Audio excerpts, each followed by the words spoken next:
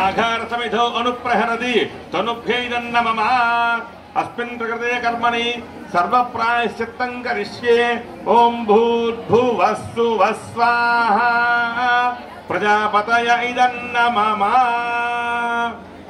ఈనాడు వాసవి కన్యకా పరమేశ్వరి అమ్మవారి 19వ వార్షిక మహోత్సవాలలో భాగంగా ఈనాడు అమ్మవారి జయంతి కూడా అవడం మరింత విశేషం.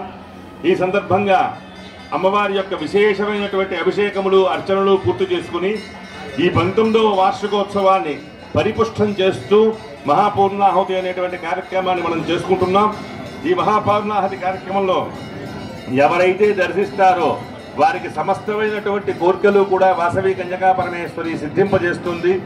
మహాపవిత్రమైనటువంటి ఈ పూర్ణాహుతిని అందరూ కూడా దర్శించండి.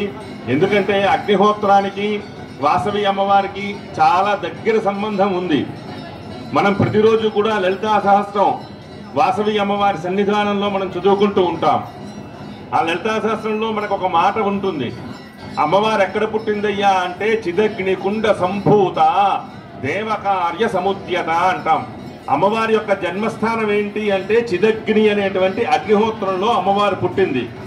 అలా పుట్టినటువంటి అమ్మవారు మళ్ళా ఎక్కడ ప్రవేశించిందయ్యా అంటే అదే అగ్నిహోత్రంలో ప్రవేశించింది వాసవి కన్యకా పరమేశ్వరిగా. కాబట్టి అగ్నిహోత్రానికి అమ్మవారికి అత్యంత దగ్గర సంబంధం ఉంది. అగ్నిహోత్రాన్ని దర్శనం చేసుకుంటున్నాము అంటే వాసవి అమ్మవారిని మనం దర్శనం చేసుకుంటున్నామనే అర్థం. ఎందుకంటే అగ్నిహోత్రానికి అమ్మవారికి భేదం లేదు. అగ్నిహోత్రం ఎంత పవిత్రమైనదో వాసవి అమ్మవారు కూడా అంతే పవిత్రమైనది.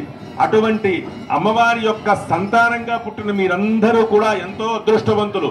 అటువంటి భాగ్యాన్ని మరలా జన్మజన్మలకు మీ అందరికీ కూడా అనుగ్రహించాలి అని చెప్పి అమ్మవారిని ప్రార్థన చేస్తూ ఒక్కసారి అందరూ కూడా గట్టిగా చెప్పండి, జై వాసవి, జై వాసవి, జై వాసవి. అయ్యా ఇంకెవరైనా రావాల్సిన వాళ్ళు ఉన్నారా?